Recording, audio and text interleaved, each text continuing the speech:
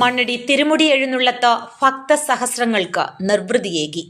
മണ്ണടി ദേവി ക്ഷേത്രത്തിലെ ഉച്ചബലി മഹോത്സവത്തിന്റെ ഭാഗമായാണ് വെള്ളിയാഴ്ച തിരുമുടി എഴുന്നള്ളത്ത് നടന്നത്.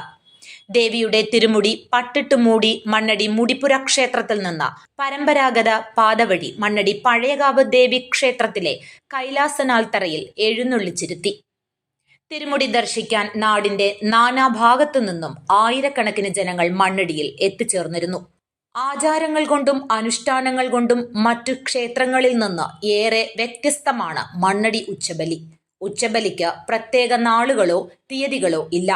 കുംഭമാസം 1-ാം തീയതി ജ്യോതിശാസ്ത്ര വിധിപ്രകാരം ഗണിച്ചെടുക്കുന്ന തീയതിയിലാണ് ഉച്ചബലി നടക്കുന്നത്. News bureau, Adoor.